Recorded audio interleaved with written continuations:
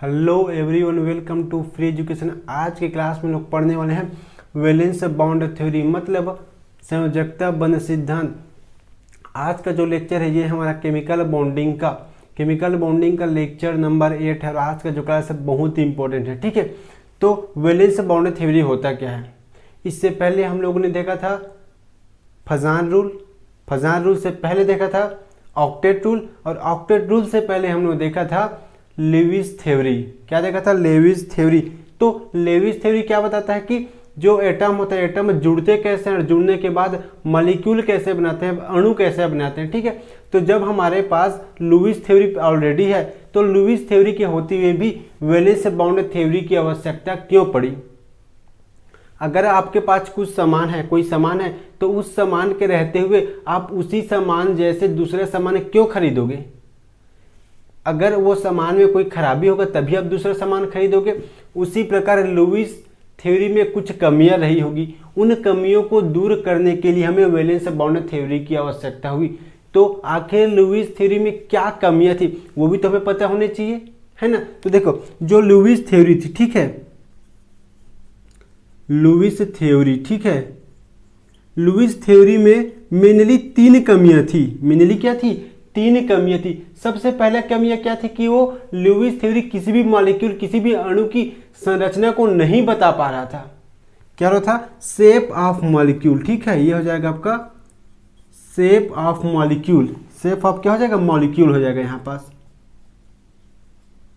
Shape of molecule मतलब किसी भी मॉलिक्यूल के शेप को नहीं बता पा रहा था। जैसे देखो, जैसे NH3 का स्ट्रक्चर कैसे होता है?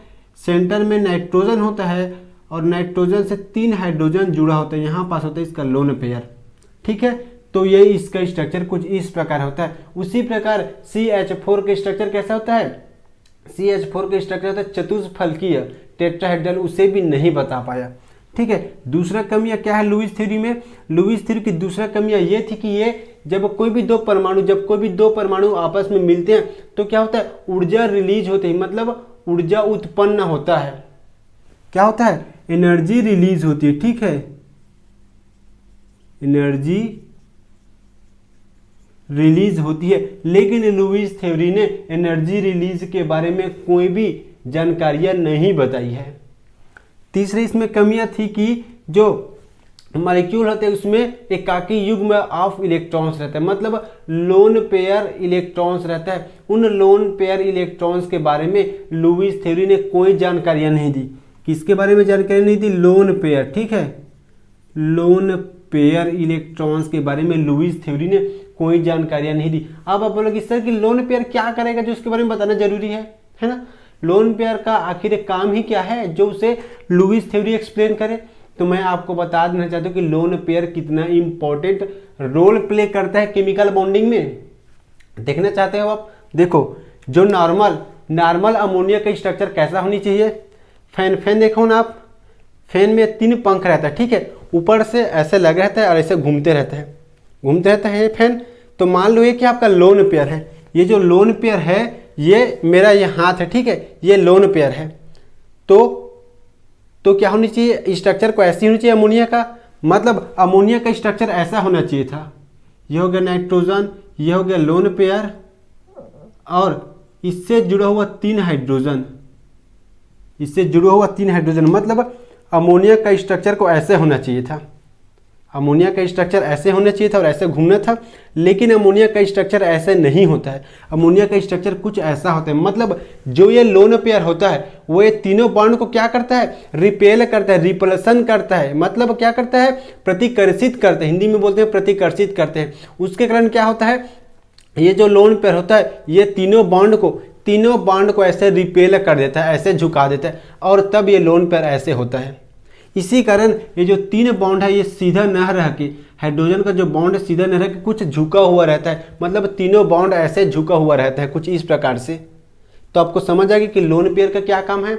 और इस लोन पेयर के बारे में लुईस थ्योरी ने कोई जानकारी नहीं दी। आप सोचो कि लोन पेयर कितना इंपॉर्टेंट है, उसके बारे में कुछ खास जानकारी उन्होंने नहीं दिया। और इन सभी कमियों को दूर करने के लिए ही हमें संयोजकता बंध सिद्धांत मतलब वैलेंस बॉन्ड थ्योरी की आवश्यकता पड़ी। समझ गया वैलेंस बॉन्ड थ्योरी की आवश्यकता क्यों पड़ी? इन तीनों कमियों को दूर करने के लिए ही हमें वैलेंस बॉन्ड थ्योरी मतलब संयोजकता बंध सिद्धांत की आवश्यकता हुई। ठीक है, तो अब हम लोग देखेंगे संयोजकता बंध सिद्धांत क्या है। तो संयोजकता बंध सिद्धांत को देखने से पहले आप जान लो कि वैलेंस बॉन्ड थ्योरी को किसने दिया है। तो वैलेंस बॉन्ड थ्योरी को दिया है उस साइंटिस्ट का नाम है, क्या है? हिटलर और लंदन। क्या हो जाएगा यहाँ पास? हिटलर और लंदन। ठीक है, इन्होंने दिया है वैलेंस बॉन्ड थ्योरी को। लेकिन जब इन्होंने बताया तो उसमें भी कुछ कमियां रहा होगी, और उन कमियों को दूर करने के लिए मतलब इसके कमियों को संशोधित करके सुधार के नया नियम दिया। किसने दिया? पॉलिंग और स्लेटर ने। किसने दिया? उसके बाद संशोधित करके ये हो जाएगा सुधार के। ठीक है, सुधार कर किसने दिया नियम? पॉलिंग। ठीक है, ये हो जाएगा पॉलिंग और स्लेटर ने नया सिद्धांत दिया, जिसे ही हम लोग संयोजकता बंध सिद्धांत कहते हैं। तो अब हम ये देखेंगे कि पॉलिंग और स्लेटर के अनुसार संयोजकता बंध सिद्धांत क्या होता है, इसमें क्या क्या तथ्य है जिसके अनुसार हम किसी भी मॉलिक्यूल को एक्सप्लेन कर सकते हैं। जब दो परमाणु जो एटम आपस में जुड़ेंगे और जो अणु बनेगा वो बनेगा कैसे, तो इस अणु को बनने के लिए जो सिद्धांत होता है उसे किसने दिया है? पॉलिंग और स्लेटर ने। ठीक है, अभी तक हम लोग जो भी पढ़ रहे हैं, अभी तक हम लोगों ने जो भी क्लास देखे, जितना भी क्लास देखे, सभी में हम लोग क्या बात करें? सिर्फ कोवेलेंट बॉन्ड के बारे में।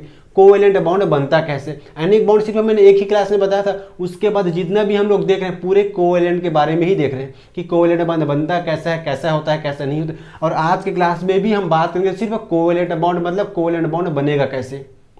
ठीक है, जो लेविस थ्योरी है, मॉलिक्यूलर ऑर्बिटल थ्योरी है और वैलेंस बॉन्ड थ्योरी, ये तीनों थ्योरी सिर्फ कोवेलेंट बॉन्ड को ही बताता है कि कोवेलेंट बॉन्ड बनता कैसे है। तो देखो कि संयोजकता बंध सिद्धांत के अनुसार कोवेलेंट बॉन्ड बनता कैसे है, इसमें क्या क्या तथ्य है जिन तथ्यों के माध्यम से हम लोग समझ पाएंगे कि कोवेलेंट बॉन्ड बनता कैसे है। तो सबसे पहले इसमें देखो कि जो पहला नियम है संयोजकता बंध सिद्धांत को, पहला क्या है? दो एटॉमिक ऑर्बिटल आपस में पास आते हैं और कोवेलेंट बॉन्ड बनाते हैं, कोवेलेंट बॉन्ड का फॉर्मेशन करते हैं। ठीक है, तो कोवेलेंट बॉन्ड बनता कैसे है? ये दो आपके एटॉमिक ऑर्बिटल है, ये पहला एटॉमिक ऑर्बिटल है, ये दूसरा एटॉमिक ऑर्बिटल है। ठीक है, ये दूसरा एटॉमिक ऑर्बिटल है। जब ये दोनों ऑर्बिटल आपस में पास आएंगे तो क्या बनेगा? बॉन्ड बनेगा। ठीक है, ये आपका पहला एटॉमिक ऑर्बिटल है, ये आपका दूसरा एटॉमिक ऑर्बिटल है। जब दोनों एटॉमिक ऑर्बिटल आपस में पास आएंगे तो ये बनाएंगे कुछ इस प्रकार का बॉन्ड। और जब ये बॉन्ड बनाएंगे, जो ये बॉन्ड बनता है मतलब ये जुड़ते हैं लोग, ऐसे क्या होता है? जुड़ते हैं। तो इसे जुड़ने के प्रोसेस को या फिर जब ये जुड़ते हैं तो इसे ही हम लोग क्या बोलते हैं? अतिव्यापन बोलते हैं। क्या बोलते हैं? अतिव्यापन। इसे ही हम लोग अतिव्यापन या फिर इंग्लिश में इसे बोलते हैं ओवरलैपिंग। क्या बोलते हैं? ओवरलैपिंग। समझिए इसका पहला पॉइंट, दो ऑर्बिटल आपस में पास आने से ही बॉन्ड बनता है। अब बताइए, एक हाइड्रोजन का ऑर्बिटल यहाँ है, एक हाइड्रोजन का ऑर्बिटल यहाँ है, दूसरा हाइड्रोजन का ऑर्बिटल कहीं दूर है, तो बताइए क्या इन दोनों के बीच में बॉन्ड बनेगा? नहीं बनेगा भाई साहब। इतनी दूर है, दोनों एक दूसरे को अट्रैक्ट कैसे करेगा?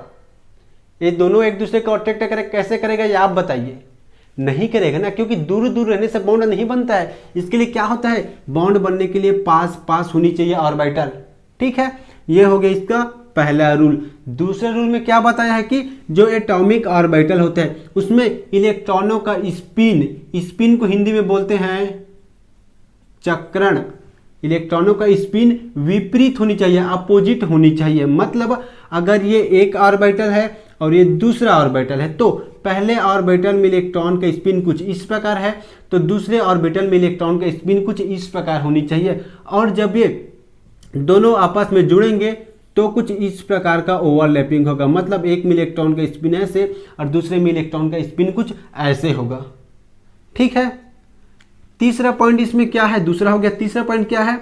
जो बॉन्ड स्ट्रेंथ होता है वो ओवरलैपिंग पे डिपेंड करते हैं। बॉन्ड स्ट्रेंथ किस पे डिपेंड करते हैं? ओवरलैपिंग के। बॉन्ड स्ट्रेंथ मतलब बॉन्ड की मजबूती, कौन सा बॉन्ड कितना मजबूत होगा, ये हमें अतिव्यापन से या फिर ओवरलैपिंग से पता चलता है। जैसे कि देखो यहाँ पर 2 ऑर्बिटल है, ठीक है, 2 ऑर्बिटल में ओवरलैपिंग हुआ और बॉन्ड बना, ठीक है, ये तो हो गया एक प्रकार का जो बॉन्ड बना है वो। अब देखो इसमें क्या हो रहा है, तो ये बताइए कि बेटर ओवरलैपिंग किस में हो रहा है? 2 ऑर्बिटल बढ़िया से मिल किस में रहा है? एक में देखो 2 परमाणु है, एक में ये इतना मिल रहा है, इतनी ओवरलैपिंग हो रही है, मतलब कुछ इतने में ओवरलैपिंग हो रहा है, मतलब ये वाला स्ट्रक्चर है। और दूसरे में क्या होगा? ओवरलैपिंग कुछ ऐसे हो रहा है, ओवरलैपिंग कुछ ऐसे हो रहा है, मतलब इसमें ओवरलैपिंग बहुत बढ़िया हो रहा है, इसलिए यह क्या होगा? ये स्ट्रांग होगा, ये जो बना है ये स्ट्रांग बॉन्ड होगा। लेकिन इसमें ओवरलैपिंग उतना बढ़िया नहीं है, तो ये क्या होगा? आपका वीक बॉन्ड होगा, ये होगा जो है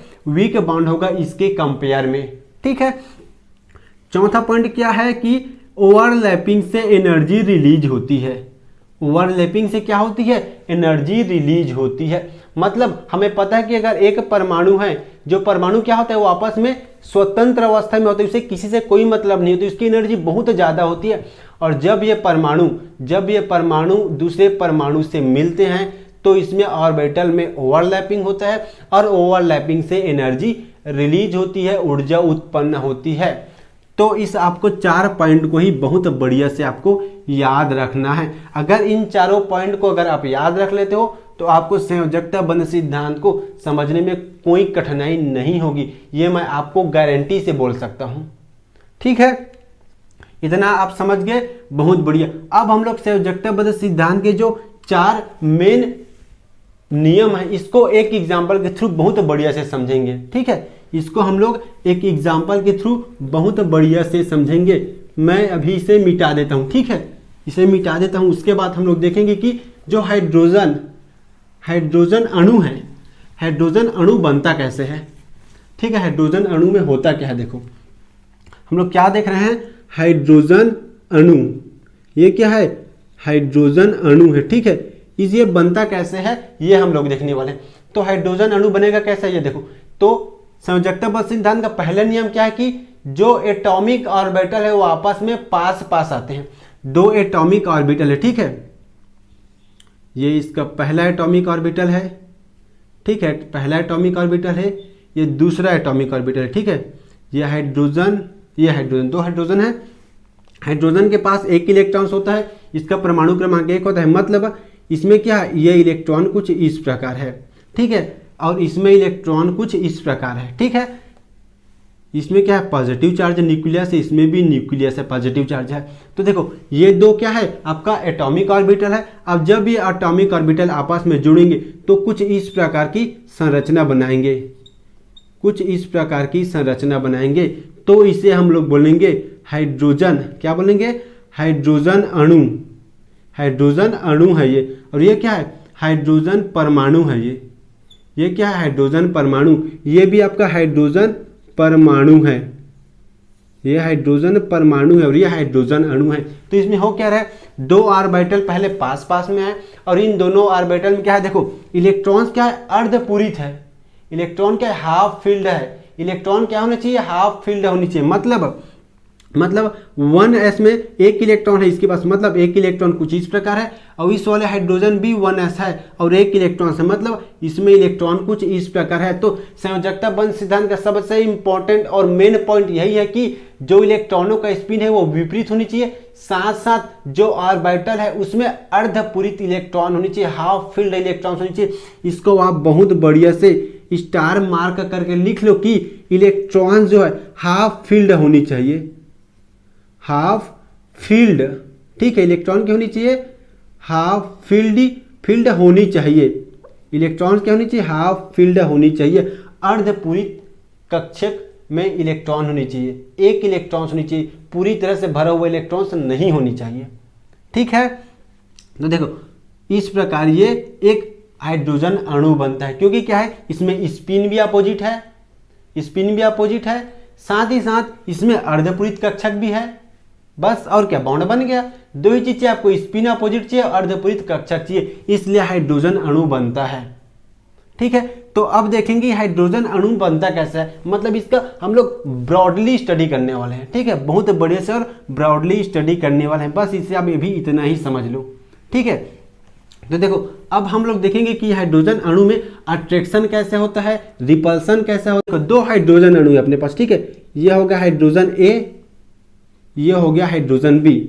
अब इस हाइड्रोजन ए का एक इलेक्ट्रॉन होता है हाइड्रोजन के पास, तो हाइड्रोजन ए का इलेक्ट्रॉन सही है, और यह हो गया आपका हाइड्रोजन बी का इलेक्ट्रॉन। ठीक है, हाइड्रोजन ए का इलेक्ट्रॉन मतलब हाइड्रोजन के चारों चक्कर लग रहा है इसका एक इलेक्ट्रॉन, और हाइड्रोजन बी का इलेक्ट्रॉन हाइड्रोजन बी के चारों चक्कर लगा रहा है। ठीक है, ये हो गया।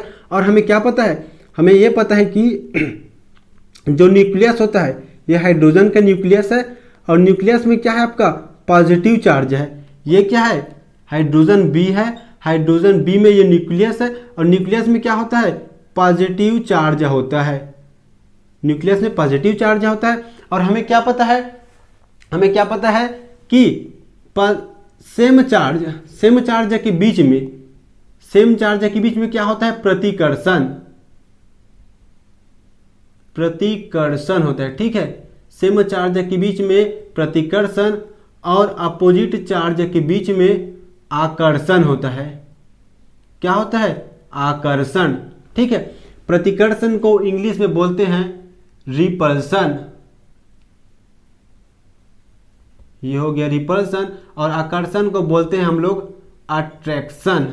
क्या बोलते हैं अट्रैक्शन बोलते हैं। इसे आप बहुत बढ़िया से समझ लो। ठीक है, तो होता क्या है, देखो मैंने आपको क्या बोला है कि जो इलेक्ट्रॉनों का स्पिन है वो विपरीत होनी चाहिए, इलेक्ट्रॉनों का स्पिन क्या होनी चाहिए अपोजिट होनी चाहिए।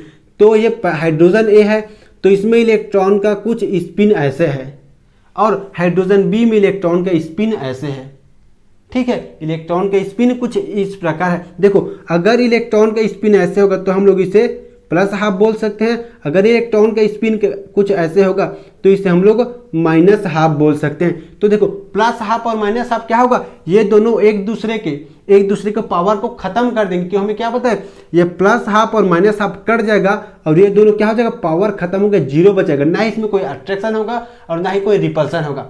इसे आप समझ गए। तो देखो यहाँ क्या हो रहा है, देखो इलेक्ट्रॉन्स और इलेक्ट्रॉन्स के बीच में क्या होगा, इलेक्ट्रॉन्स और इलेक्ट्रॉन्स के बीच में रिपल्सन होगा।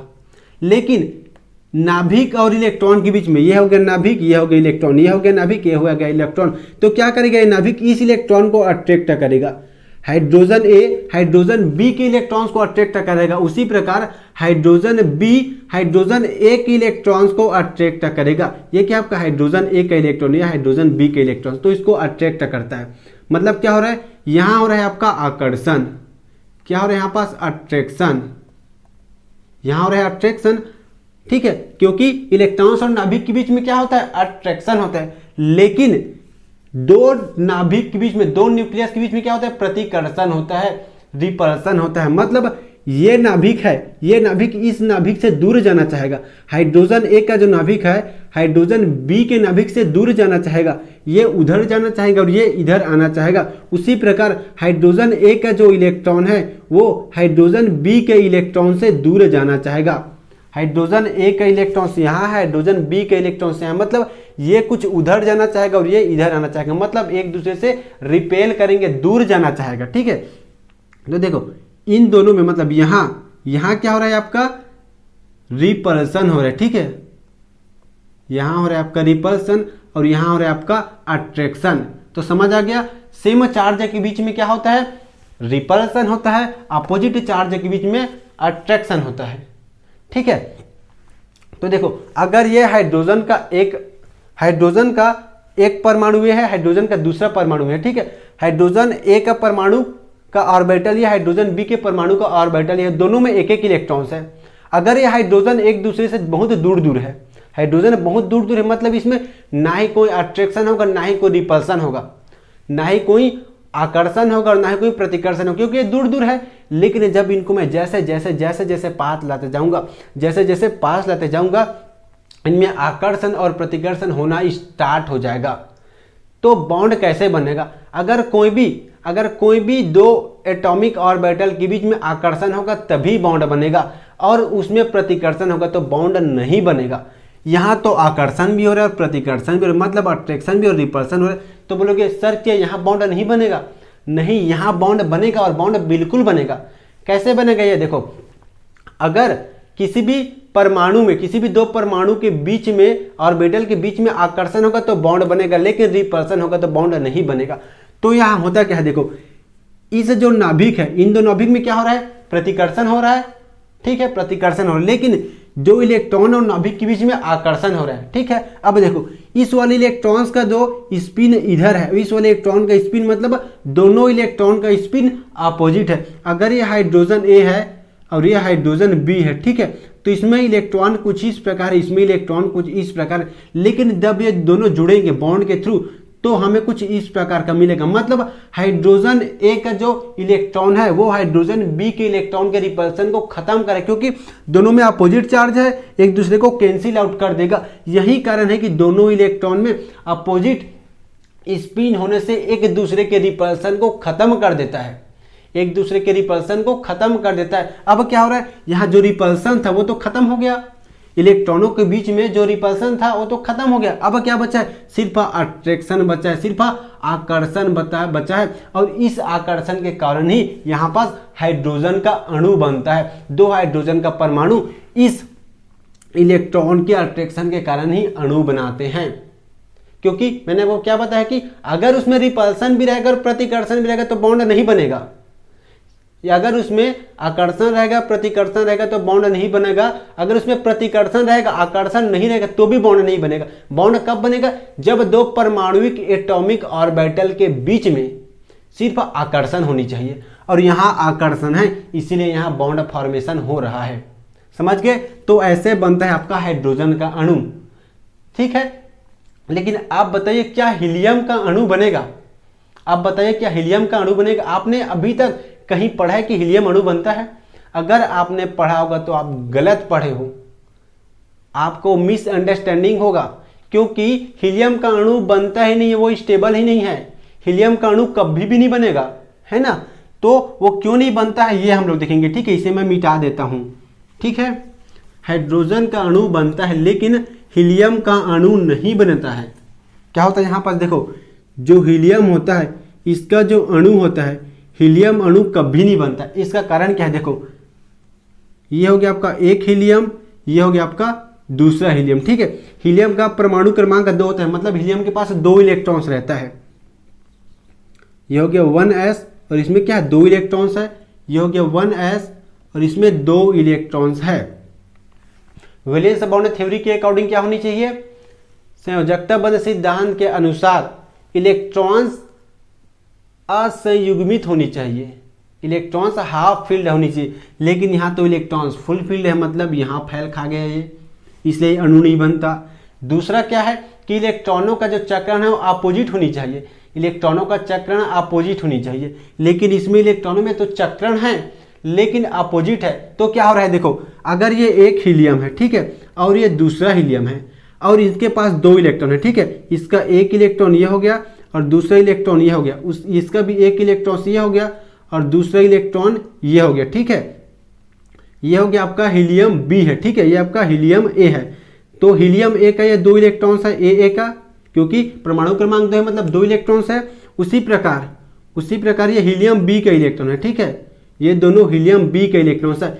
मैंने वो क्या बोला है कि इलेक्ट्रॉनों का जो चक्रण है अपोजिट होनी चाहिए। देखो अपोजिट है दोनों में, मतलब एक में कुछ ऐसा है दूसरे में ऐसा है, एक में कुछ ऐसा है दूसरे में ऐसा है, मतलब ये दोनों एक दूसरे के प्रभाव को खत्म कर दे रहा है, एक दूसरे के प्रभाव को खत्म कर दे रहा है। और क्या यहाँ पर जो रिपल्सन है वो 0 हो गया, रिपल्सन है वो तो 0 हो गया, मतलब इलेक्ट्रॉन्स के बीच में कोई अट्रैक्शन नहीं है और कोई रिपल्सन नहीं है, क्योंकि यहाँ भी क्या है अपोजिट चक्र है, मतलब इसमें भी जो इलेक्ट्रॉनों के बीच में रिपल्सन और अट्रैक्शन है ये 0 हो गया, यहाँ भी 0 हो गया, मतलब अब इसमें कोई इलेक्ट्रॉन्स बचा ही नहीं है जिसे हीलियम का ये नाभिक अट्रैक्ट कर सके और ये नाभिक हीलियम के अट्रैक्ट कर सके। मतलब इसके पास मतलब हीलियम ए के पास हीलियम बी के जो इलेक्ट्रॉन्स को अट्रैक्ट करने के पास कुछ बचा ही नहीं, क्योंकि इलेक्ट्रॉन्स क्या करे, दोनों एक दूसरे को कैंसिल आउट करके जीरो हो गया। और उसी प्रकार हीलियम ए का दोनों इलेक्ट्रॉन है एक दूसरे को कैंसिल आउट करके जीरो हो गया। मतलब इन दोनों के बीच में कोई भी इलेक्ट्रॉन्स नहीं है जिसे एक अट्रैक्ट कर सके। सिर्फ क्या है, इन दोनों के बीच में रिपल्सन होगा, इन दोनों के बीच में रिपल्सन होगा और ये एक दूसरे से दूर जाना चाहेगा, क्योंकि इन दोनों का जो इलेक्ट्रॉन है वो एक दूसरे को कैंसिल आउट कर दे रहा है, क्योंकि अपोजिट चार्ज मतलब खत्म हो गया। अपोजिट चार्ज मतलब पावर खत्म, अपोजिट चार्ज मतलब पावर खत्म, पावर खत्म। तो भाई हीलियम 2 है और दोनों के पास 2-2 इलेक्ट्रॉन्स और दोनों विपरीत चक्रित हो रहा है, विपरीत अपोजिट दिशा में घूम रहे दोनों के इलेक्ट्रॉन्स। मतलब इसका इलेक्ट्रॉन एक दूसरे को खत्म कर दिया, इसका भी 2 इलेक्ट्रॉन्स एक दूसरे को खत्म कर दिया। मतलब दोनों हीलियम के पास अब कोई भी एक्टिव इलेक्ट्रॉन्स नहीं है जिसे ये नाभिक के लिए अट्रैक्ट कर सके। जो हीलियम ए है और हीलियम बी है, दोनों के पास कोई भी ऐसा इलेक्ट्रॉन्स नहीं है जिसे यह अट्रैक्ट कर सके। मतलब इसमें आकर्षण तो हो नहीं रहा है, बचा क्या, प्रतिकर्षण। मतलब दोनों नाभिक के बीच बहुत ज्यादा प्रतिकर्षण होगा और प्रतिकर्षण के कारण ये दूर जाना चाहेगा, रिपल्सन के कारण दूर जाना चाहेगा। यही रीजन है यार, लिख लो समझ लो, यही रीजन है कि हीलियम का अणु नहीं बनता है, हीलियम का अणु नहीं बनता है। अगर आपको ये समझ आया होगा तो लाइक ठोको, अगर आपको बहुत बढ़िया से समझ आ गया तो लाइक ठोको यार, क्योंकि मैं जैसा आपको समझा रहा हूं वैसा अगर आप एक बार समझ जाते तो कभी नहीं भूलोगे। आप क्या होगा, कभी नहीं भूलोगे। ठीक है, तो ये तो हो गया कि हीलियम का जो अणु है वो क्यों नहीं बनता, है ना। अब हम लोग बात करने वाले हैं कि बहुत ही इंपॉर्टेंट, ठीक है, मैंने आपको वहां चार में उसका नियम बताया था। पांचवा क्या है देखो, पांचवा क्या है ये देखो, पांचवा क्या है, इसमें 2 type of overlapping is possible. क्या हो जाएगा, 2 types of overlapping is possible. 2 type की ओवरलैपिंग पॉसिबल है। अब वो 2 टाइप कौन कौन सा है ये देखो। पहला है अक्षीय अतिव्यापन, क्या है, अक्षीय अतिव्यापन, और दूसरा है पार्श्वीय। ठीक है, ये क्या है, पार्श्वीय अतिव्यापन। अक्षीय अतिव्यापन को इंग्लिश में बोलते हैं हम लोग एक्सियल ओवरलैपिंग। क्या बोलते हैं, एक्सियल ओवरलैपिंग। और पार्श्वीय अतिव्यापन को हम लोग बोलते हैं साइड वाइज, क्या हो जाएगा, साइड वाइज ओवरलैपिंग। ठीक है, ये 2 प्रकार से ओवरलैपिंग बस पॉसिबल है, ये 2 प्रकार के ओवरलैपिंग बस पॉसिबल है। ठीक है, तो देखो जो एक्सियल ओवरलैपिंग होगा, अक्षीय अतिव्यापन होगा, इसमें क्या बनेगा आपका, सिग्मा बॉन्ड। इसमें जो बनेगा आपका वो है सिग्मा बॉन्ड। और जो पार्शियल अतिव्यापन है, साइड वाइज ओवरलैपिंग है, इसमें बनेगा पाई बॉन्ड। समझ गए आप, सिग्मा बॉन्ड और पाई बॉन्ड कब कब बनेगा, इन दोनों कंडीशन में। ठीक है, तो सबसे पहले देखो कि अक्षीय अतिव्यापन किस किस ऑर्बिटल के बीच में होता है। पहले हम लोग क्या देखने वाले हैं, एक्सियल ओवरलैपिंग। ठीक है, एक्सियल ओवरलैपिंग। तो एक्सियल ओवरलैपिंग जो है वो किस किस ऑर्बिटल के बीच में होता है, आपके 2 s ऑर्बिटल के बीच में होता है, एक s ऑर्बिटल और एक p ऑर्बिटल के बीच में होता है, एक s ऑर्बिटल 2 p ऑर्बिटल के बीच में होता है, 2 p ऑर्बिटल के बीच में होता है। ठीक है, इनके बीच में होता है। तो इससे ओवरलैपिंग को समझने से पहले अब एक चीज देख लो, क्या देख लो कि जो s ऑर्बिटल होता है, s ऑर्बिटल होता है वो क्या होता है आपका, गोलाकार होता है, स्फेरिकल होता है। क्या होता है, गोलाकार होता है। और जो आपका p ऑर्बिटल होता है, p ऑर्बिटल होता है, p ऑर्बिटल होता है आपका डंबल शेप का। क्या होता है, डंबल आकार का। ये कुछ इस प्रकार होता है। ठीक है, क्या है, डंबल, डंबल शेप का होता है। ठीक है, डंबल शेप का होता है। और आपका जो d ऑर्बिटल है, d ऑर्बिटल है, ये डबल डंबल शेप का होता है। क्या होता है, ये डबल डंबल, ये हो जाएगा डबल डबल डंबल शेप का होता है। जब मैं आपको इन सभी जो ऑर्बिटल है उसका आकृति बताऊंगा तब इसको बहुत बढ़िया से एक्सप्लेन करूंगा। अभी बस आप इतना समझ जाओ, इतना आप समझ लोगे बहुत है, ठीक है। तो देखो एस ऑर्बिटल मतलब सिर्फ एक कक्षक होता है, तो ये तो हो गया। लेकिन पी ऑर्बिटल में क्या होता है, 3 कक्षक होता है, 3 ऑर्बिटल होता है, 3 कक्षक होता है। तो इसमें कैसे होता है, देखो जो ये है आपका पी जेड, ये क्या है आपका, देखो ये है आपका पी जेड, पी वाई और पी एक्स, ये क्या हो जाएगा पी एक्स। इस ऑर्बिटल को हम लोग इस प्रकार से नामकरण कर सकते हैं, नामांकित कर सकते हैं, ठीक है। तो देखो जो आपके पी एक्स कैसा होता है, जो पी एक्स होता है ये हो गया आपका पी एक्स ऑर्बिटल कुछ इस प्रकार का होता है। और आपका पी वाई जो होता है, पी वाई होता है ये हो गया आपका पी वाई। और पी जेड जो होता है वो कुछ इस प्रकार का होता है, ये हो गया आपका पी जेड, ठीक है। एस ऑर्बिटल गोलाकार, पी ऑर्बिटल डंबल आकार और जी डी ऑर्बिटल होता है वो डबल डंबल आकार का होता है, डबल डंबल, ठीक है, डबल डंबल, ठीक है। कुछ इस प्रकार का ये होता है। अब देखो इसमें ओवरलैपिंग होगा कैसे, मतलब जो S S orbital, 2 S orbital गोलाकार है वो जुड़ेगा कैसे, या फिर जो एस पी मतलब एक एस ऑर्बिटल और एक पी ऑर्बिटल कैसे जुड़ेगा, ये हम लोग देखने वाले हैं, ठीक है। तो इसे मैं मिटा देता हूं, है ना।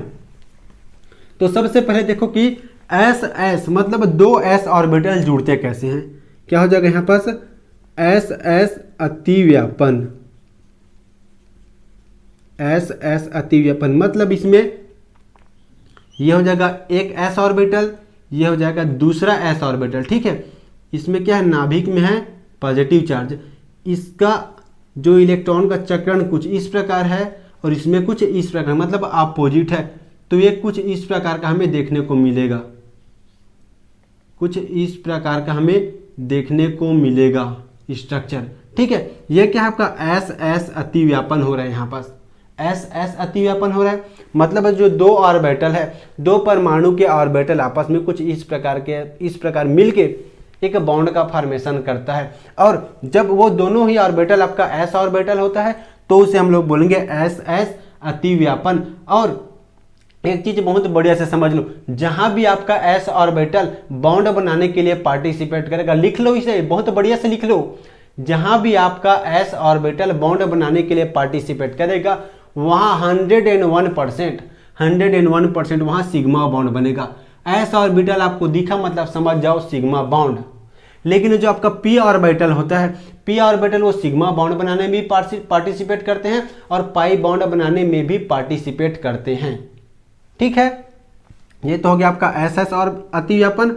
अब देखो एस पी अतिव्यापन कैसे होता है, एस पी अतिव्यापन। तो इसमें क्या होगा, एक तो आपका एस ऑर्बिटल हो जाएगा, एक क्या हो जाएगा एस ऑर्बिटल हो जाएगा और दूसरा जो है आपका पी ऑर्बिटल है, दूसरा क्या है आपका पी ऑर्बिटल है।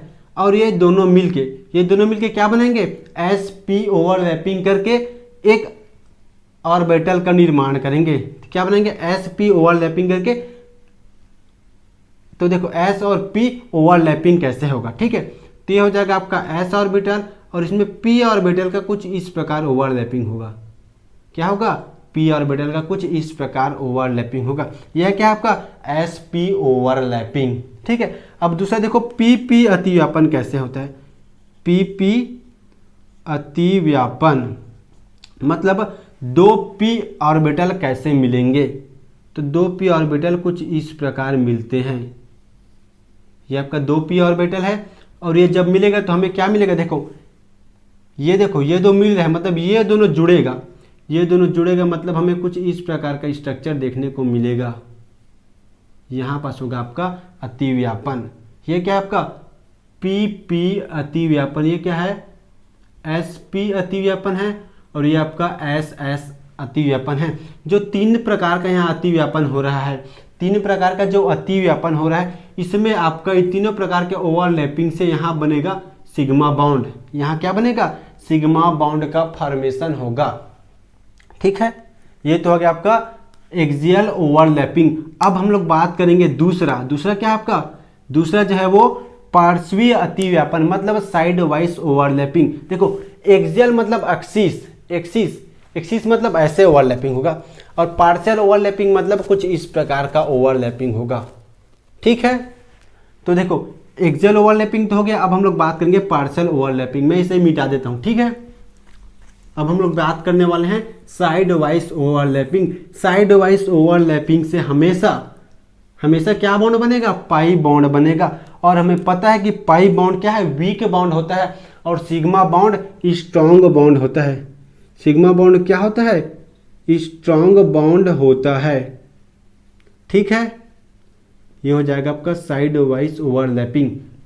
मैंने आपको क्या बताया, जो एस ऑर्बिटल है, एस ऑर्बिटल हमेशा सिग्मा बॉन्ड बनाता है, और पी ऑर्बिटल है वो सिग्मा बॉन्ड भी बनाता है, पाई बॉन्ड भी बनाता है। लेकिन जो डी ऑर्बिटल है वो हमेशा पाई बॉन्ड बनाएगा। हमेशा क्या करेगा, पाई बॉन्ड बनाएगा, सिग्मा बॉन्ड बनाएगा ही नहीं। इसको आप बहुत बढ़िया से समझ लो। ठीक है, तो सबसे पहले इसमें हम लोग देखेंगे कि P P overlapping, P P अतिव्यापन, पी पी अतिव्यापन से पाई बॉन्ड कैसे बनता है, पाई बॉन्ड कैसे बनता है। तो इसमें क्या हो जाएगा, आपका 2p ऑर्बिटल हो जाएगा। ठीक है, 2p ऑर्बिटल हो जाएगा, और ये ओवरलैपिंग करेंगे। ठीक है, ये दोनों ऑर्बिटल आपका ओवरलैपिंग करेंगे और आपका पाई बॉन्ड बनाएगा।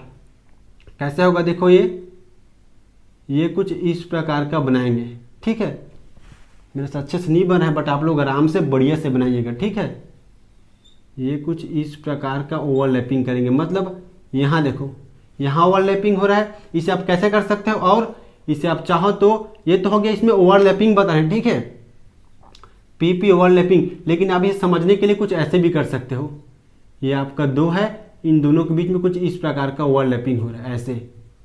ठीक है, और ये क्या है, ये जो है पी जेड कक्षक है, पी जेड, दोनों पी जेड कक्षक है। क्या है, दोनों पी जेड कक्षक है।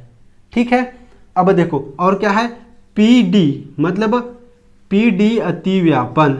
इसमें क्या हो रहा है, एक आपका होगा पी ऑर्बिटल और दूसरा होगा आपका डी ऑर्बिटल। ठीक है, तो मैंने आपको क्या पता है, पी ऑर्बिटल कुछ ऐसा होता है, ये हो गया आपका P orbital plus D orbital मतलब डबल डंबल, डी ऑर्बिटल मतलब डबल डंबल।